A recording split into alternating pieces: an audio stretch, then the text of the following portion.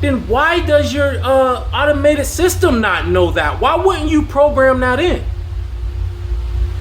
It's just unnecessary things that you got to deal with sometimes with eBay that really, really, really gets under my skin.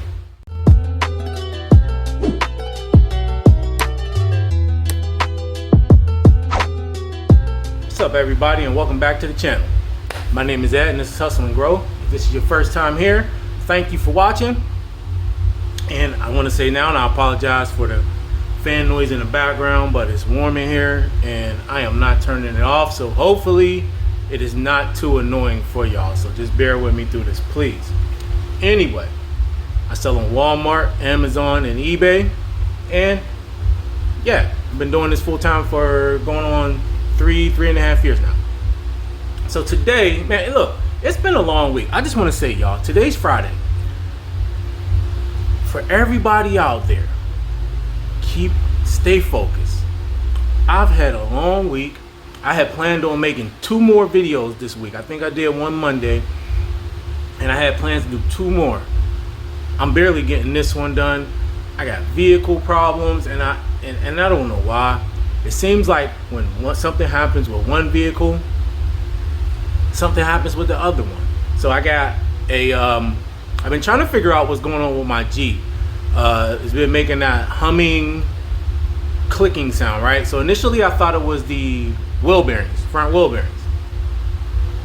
And so it's hard to diagnose some of these things, right? I ended up changing those out. They needed to be changed out anyway. Didn't solve the problem.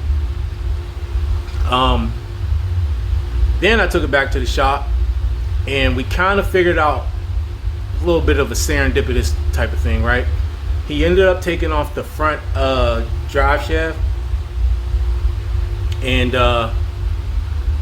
there was play on both ends. So the one end, the boot was off. You can see inside. The grease was out of there. There was a little bit of grease, but not that much, and there was rust in there. So that's not supposed to be. And the thing was just all moving off. It was like you could do all types of things with it you shouldn't have been able to do. The other end, you can move it this way and this way, and it's supposed to be, since it's like a ball joint, it's supposed to just be smooth. Instead, it was like a click and getting stuck. So that needs to be replaced regardless if that's the problem. I am as sure as I can be without being 100% that that's the issue. So I ordered the part, and the part should be here. But then as I'm dealing with that, the other vehicle, I got a misfire on cylinder 7. It's a GMC Denali. Of course, took that to the shop. It's a bad coil pack, but all the coil packs are kind of bad, he said. So we just might as well change them all out. So yeah, dealing with that, man.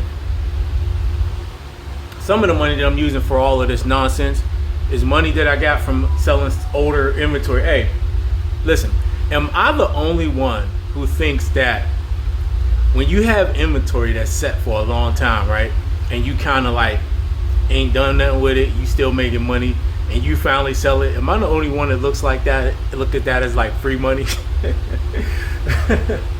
Like, oh, I really didn't need this anyway because I've been moving on with my business and I'm finally getting to this. So give me 1 second, guys. I gotta check something. Oh, and I just bought a washer and dryer, and of course the dryer's been having problems. So that's what this is. I need the tech to go and fix something on the back. I mean, the people got real good customer service. They got really good customer service. So, but yeah, it's just a bunch of stuff, man. So it's just been one of those annoying weeks. And you know what's really crazy? You know how you having like a bad day or a bad week, and you got, you know, maybe it's car repairs or maybe it's something else going on in your life, and then it's just on top of those things while you trying to mentally deal with that stress and everything, right? It's just the little stuff. So yesterday I'm dealing with all of this, right? I'm in here, I'm trying to work. I really don't want to work, man. I really don't. Like, I want to go to sleep. That's kind of like, I'm feeling depressed almost. I'm doing stuff, I walk, well, I kick over a bucket of water. It's just like, dude, it's like that. I wanted to almost snap. Oh my goodness, when I tell y'all, man, I just had to stop and just be like, it's just little stuff like that, you know? You gotta keep it together, man. I swear, when I say I wanted to snap, man, I started to kick the bucket, throw the bucket, all types of stuff. But I took a deep breath, I woosah, and now we in another day, man. Thank God. But that's kind of where I've been at, man, for this week. So I'm like, you know what? Let me just go ahead and at least get this video up. And, you know, look, y'all, if y'all dealing with stuff, man, which everybody got their own thing they dealing with, stay focused, keep pressing forward, and if you got to, you know, just sit down and relax for a minute. You know what I mean? Take a deep breath. Anyway, two things I wanted to talk about in particular is, it might be kind of the same thing, but the one thing, nah, they're not the same thing, actually. All right. So the one thing, right? Now, I don't know if y'all know this. Some of you may, some of you may not. So when eBay takes one of your items down, right? They show it now in your ended listings, all right? Give me a second. They show it in your ended listings, all right? And I'm gonna show you what I'm talking about. All right, so right here, if you go to ended, it's going to be, if you got any violations, it's going to show up like this, right? 2 of your listings have policy violations. Now, if I click on more details, it's going to take me to this page. And it's going to show me these, right? So I had a couple, right? I had one in November, 2 in May. This one was actually after I sold the item. This was a quote unquote counterfeit policy, which is bullcrap, but whatever. This one is another bullcrap one, which I'm gonna get into. Now, here's the thing. When I went here, this item, right? This item right here said safety policy violation. It says July 31st. Now, this was a draft I made. Here's the thing, though. They never sent me a email on it or nothing, right?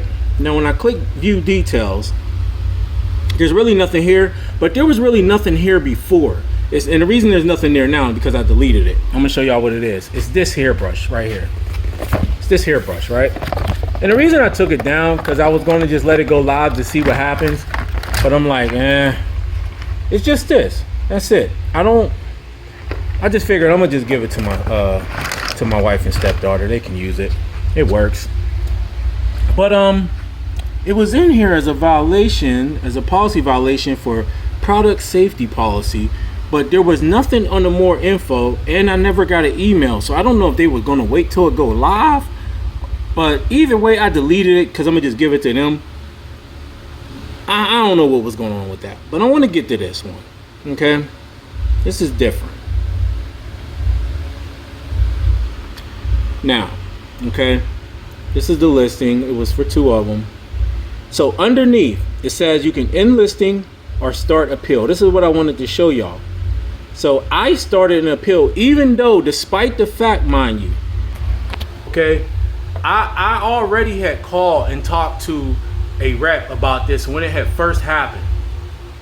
They allegedly put in a appeal for me. I never heard nothing back, okay? Now, what the rep had told me was, anything over 0.1% they will consider a prescription.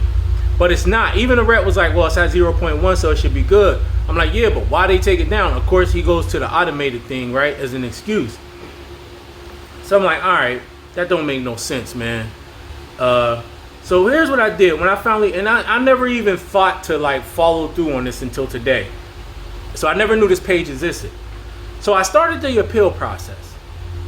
Now what I did was, I Googled different gel with 0.1% adaptoline prescription product. Okay, and it brings me to this. All right, one of the search results was from the FDA website, right? FDA.gov. Says FDA approves different gel 0.1% for over-the-counter use to treat acne. The U.S. Food and Drug Administration today approved different, and this was back in 2016, y'all. Different a once daily topical gel for the over-counter treatment of acne. Different gel 0.1% is approved for use in people 12 years of age or older. It's the first in a class of drugs known as retinoids to be made available OTC. for the treatment of acne and contains the first new active ingredient for acne treatment for ODC since 1980s. Okay, and it goes on and on. So here's what I did, right? I took a screenshot of this page. I took a screenshot with the title and like that first couple paragraphs, okay? And because when you hit appeal, when you hit the appeal button, start appeal, it'll ask you, it'll give you a little box for you to write whatever you want to write in, and then you can upload also any files.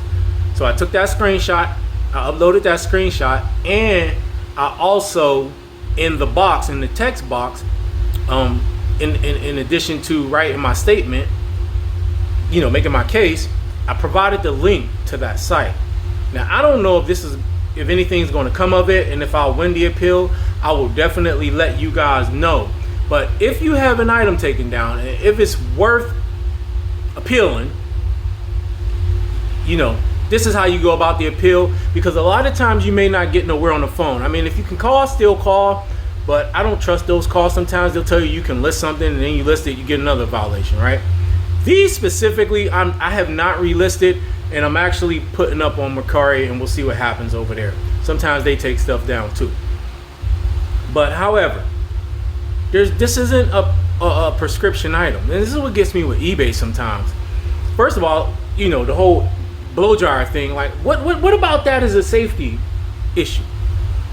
What about that? There's nothing in my title. I don't know, man. I don't know. And then this right here, it's not prescription. And then when you have a rep let you know, like, look, it's allowed to have this amount, and this doesn't make a prescription. Okay, then why does your automated system not know that? Why wouldn't you program that in? It's just unnecessary things that you got to deal with sometimes with eBay that really, really, really gets under my skin.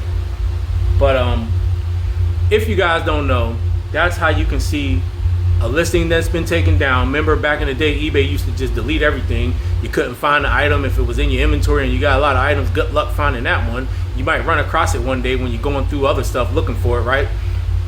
But now they don't fully delete the listing, so that's good. That's a positive.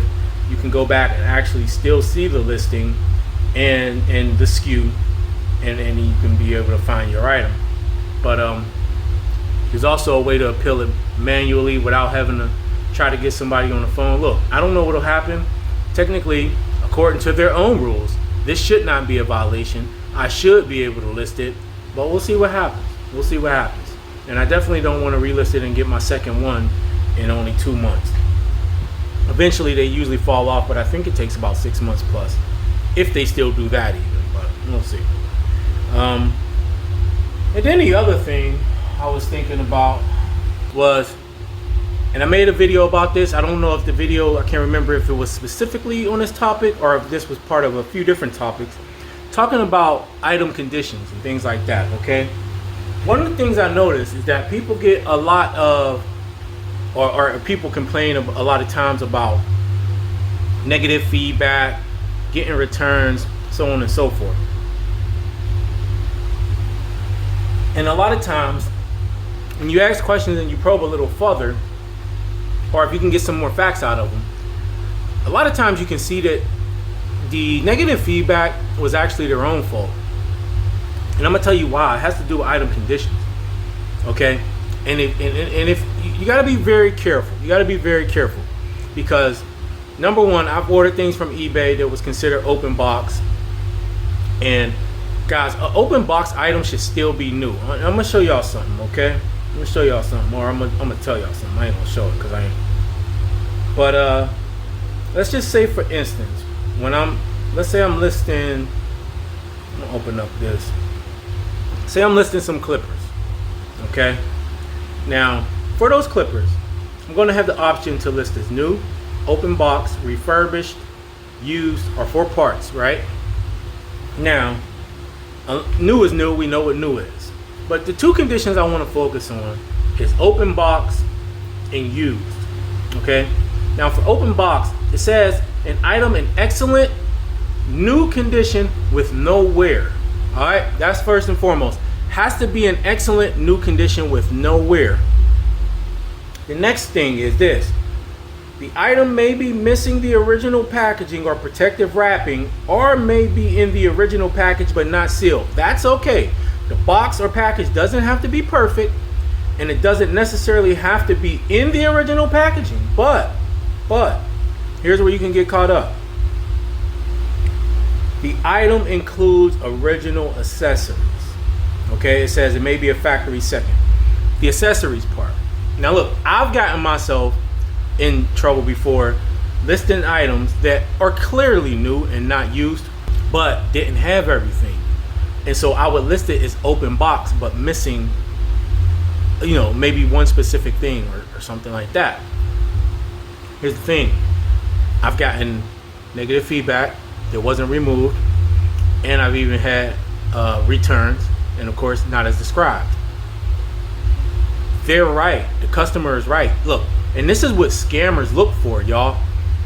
I think I told y'all about the guy from Ukraine who ordered some clippers from me, who claimed that there was hair in them, and he suggested a partial refund. Now, I dealt with that already, and I reported that buyer, and they definitely didn't have no hair, but I told him if he wanted to return. But he had mentioned the condition that I listed it in, and he tried to make it like I listed it under the wrong condition category.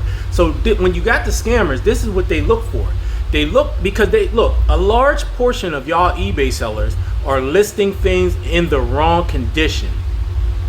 It's not open box, and you open yourself up to, your eyebrows looking a little crazy.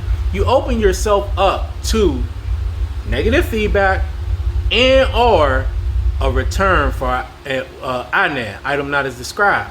And it's only your fault. It'll never get removed. eBay will not remove it.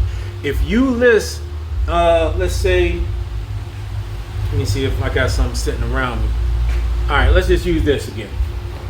Actually, I got some clippers here. I had to clean these, right?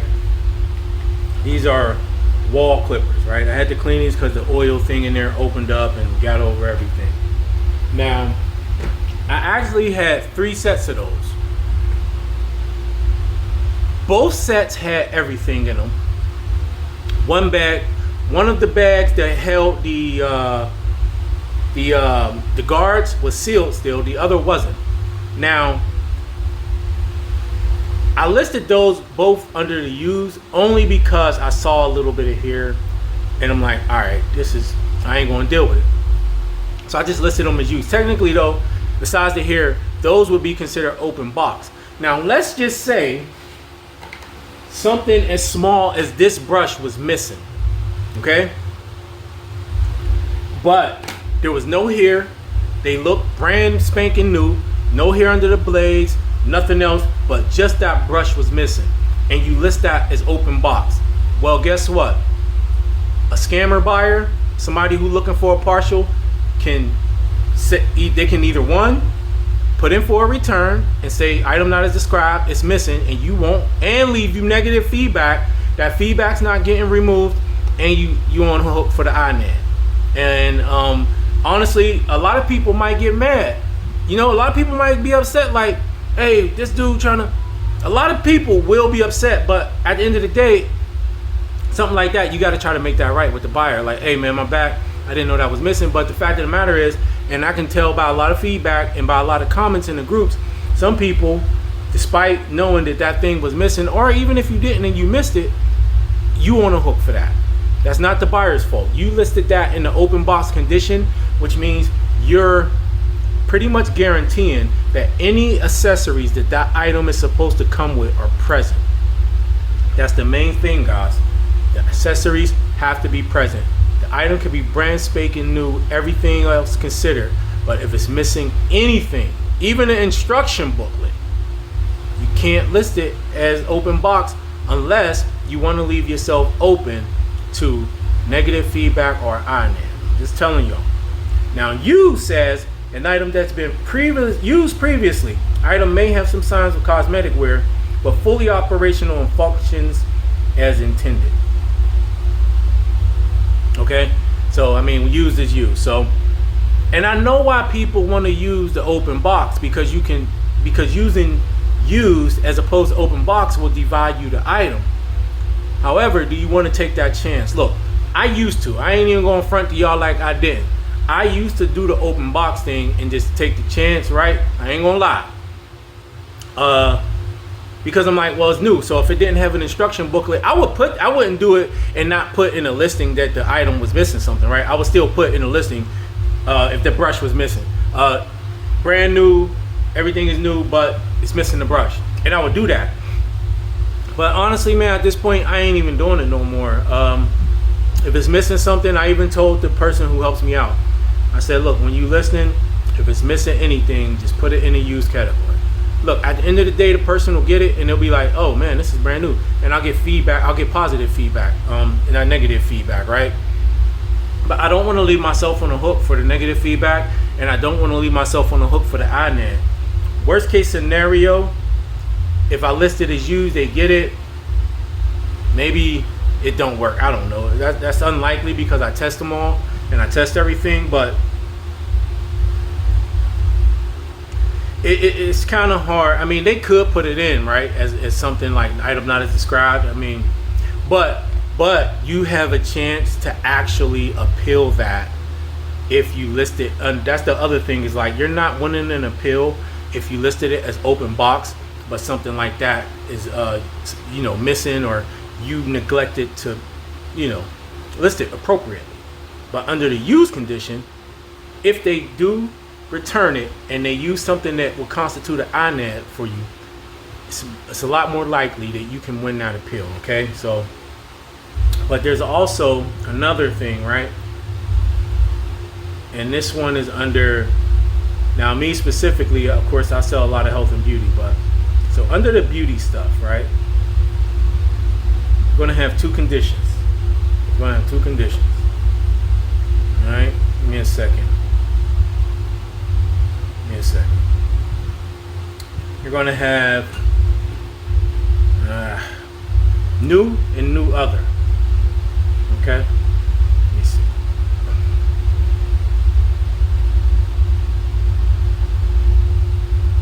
Yeah, new and new other. So of course, new is basically, it has to be as it would be on the retail shelf. That's new. If anything is off, like it wouldn't be on the retail shelf, you open yourself up to an INAD or negative. Just letting you know. The new other says a new unused item with absolutely no signs of wear. The item may be missing the original package or in the original package, but not sealed. Okay. The item may be a factory second or a new unused item with defects.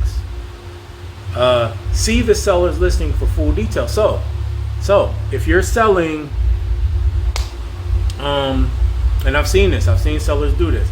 It could be a lotion bottle. It could be something like that. Maybe the pump is broken, whatever. They'll still list it as new. You can't do that. You leave yourself open to INAD and negative feedback. Even you might think that the buyer is dumb, because why would you buy it if I'm showing you pictures and describing it that it's broken or something, but you listed it wrong. It's in the wrong condition category. Has to be new other. You know why? Because it could be missing the original package, or it might not be sealed. Also, it could be an unused item with defects. And of course, it's up to you to describe those defects. Look, guys, at the end of the day, you can list how you want. Don't matter to me. But if you want to cut down on your negative feedback and don't leave yourself open for it, if you want to give yourself a chance to actually be able to win an appeal, if you get the negative feedback, or win an appeal, if you get an INAD, you have to list your items in the proper condition category. A lot of sellers are screwing themselves and shooting themselves in the foot by listing in the improper condition category only for the sole purpose of trying to get a few extra dollars. And that's really the reason why people do it. They don't want to, they want to make sure, they want to get as much out of that item as they can, but that you opening yourself up. And so that's just something I wanted to talk about, because I see it a lot. I even see it just scrolling through eBay when I'm buying stuff, when I've ordered things that was supposed to be open box and gotten it, and it's like, bro, this ain't. Now, I ain't a jerk. I could leave negative feedback. It would take a lot for me to leave negative feedback. I am not gonna lie. I would just return it. You know what I mean? But you know, just thinking about myself and dealing with some of the items I've been dealing with lately, some of the returns that I've been getting lately, I'm just like, you know what, a few extra dollars ain't worth it. And so from now on, again, in the past, if I had a brand new pair of clippers or anything like that, everything was new, but maybe it was missing one small accessory, I would still list it as open box, and then I would just sell it like that. But in the listing, I would say, hey, the brush is missing, or it's missing a booklet. And look, 9.5 times out of 10, it was not a problem. But there's always that one person, bro. There's always that one person that comes along and, hey, this is missing this, and then it's a problem. And then it's a problem. You know what I mean? And yeah, it may not happen frequently enough, but why put yourself in that situation? Why deal with it? You know what I'm saying? Just list it correctly, list it in the proper condition category, and make sure you describe it correctly, y'all. A lot of times, a lot of our negative feedback and INADs, honestly, if we're being honest with ourselves, is our own fault, because we get a little greedy. We want a little bit more, and so we just kind of, and then maybe some of y'all just don't know, right? You feel like, oh, this looks new, this looks pretty good, I'm gonna list it as open box, or I'm gonna list it as brand new. Well, you gotta understand, man, because those words in that condition box are very, very, very important. When you hear things like an item in new condition with and contains any and all accessories, or however it's said, that word, and I'm messing it up a little bit, but basically it contains it. Those are important, because with those words, if you're missing something, you're not winning an appeal, period, point blank. And you're leaving yourself open to the scanners and to the savvy buyers who are just looking and fishing for a partial refund. And if you don't give it to them, they're going to hit you with a negative feedback and or a return saying item not as described. And so now you got the 2-for-1, you get the negative and the INAD, and you can't do nothing about it. Why deal with it? You know what I mean? So that's all I got for now, man. I got my dryer fixed. I've been messaging the guy. Not only did he fix it, I got to make sure I lead them.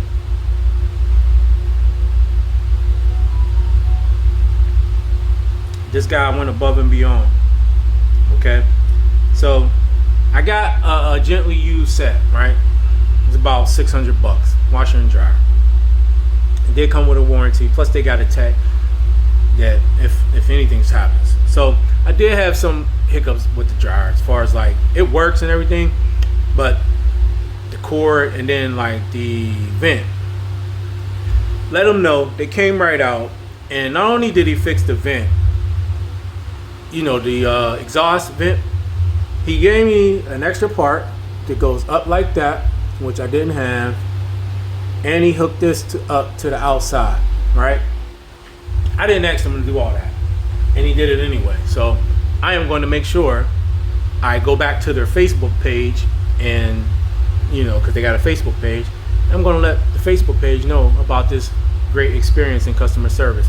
And he left the card to let me know if anybody needed anything to, you know, pass that on, which I will be more than happy to do. And it's funny because sitting here talking to you guys about customer service, and because this right here, what I'm talking about with descriptions and making sure you list things in a proper description category, that's what it is. It's customer service. This right here is a great example, man, of exceptional customer service. Hey, we sold you something, there's a problem, we're coming out, we're gonna fix it, and we go above and beyond. And so we gotta do the same thing, guys. We gotta take this example. Like, yeah, maybe sometimes you'll mess up. Maybe you'll put something in the wrong category. And like me right now, I haven't gone back and double checked every single listing. I don't have a whole bunch of them up, but I haven't gone back and double checked every single one. But I do know all the ones I got going forward, how I'm gonna list them.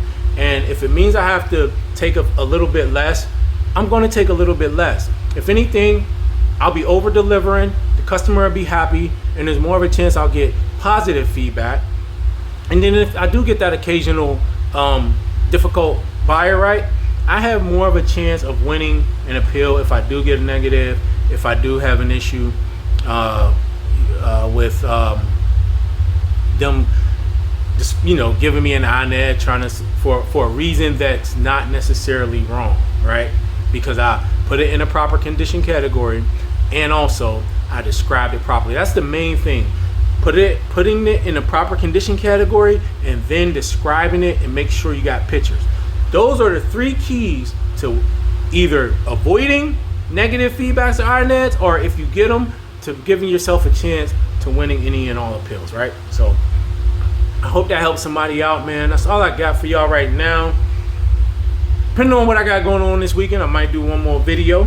I don't know yet, but got a lot going on, man. I'm working through my inventory, and I'm just trying to get her done, man. So no matter what you got going on, I know life gets rough. A lot of times it seems like problems come in bunches, right? It's almost never just one thing here and one thing there. It's like one thing and then 2, 3, 4, 5 things. But stay focused, y'all. Keep the right perspective. You're blessed. And as long as you got breath in your lungs, you'll be able to figure it out. You'll be able to get through it, man. And just keep a positive attitude. You can't solve things. You can't get through things if it's all negative and all you see is the doom and gloom and all the ways something can go wrong. It's hard. Trust me, it's hard, because I get down sometimes. I was down yesterday. I ain't gonna lie. I was down, man. But, you know, when I get down, I get quiet. I don't know about y'all, but when I get down, I don't really like to talk. And that sometimes backfires on me, because sometimes you do need to talk to get it out. But I get very quiet and I get introspective and I think. And a lot of times I overthink. So, and it backfires on me sometimes, and it makes me go even further. So, you know, making this video, whether it's going to the gym, talking to people at the gym, talking to my wife, whatever, a lot of times you just got to be able to let it out, talk it out. I'm the type of person that I'll talk about my problems, but in a way of getting it out my system, but not complaining, because another thing I don't believe is being that person who always complains about what's wrong and putting that energy out there. You know what I mean? Where it's like, oh man, I just got this going on today, and you won't believe it, man. Like, I had this vehicle go bad, then boom, and this happened. Yeah, my day just sucks, man. Everything's just coming against me, and like, man, I can't catch a break. Like, I don't speak like that. I think words like that got power, and I think when you do that, you kind of put like negative energy on yourself, kind of almost like casting a spell on yourself, almost a negative spell. And I believe in self-prophecy, right? You can do that in a positive way, or you can do that in a negative way. It's almost like if you're always calling yourself an idiot, or you calling yourself stupid, well, you kind of take on those traits, right? Even if you ain't an idiot or stupid. There's something big with my kids. You know, they be playing their little games or whatever, and they be, yeah, you stupid.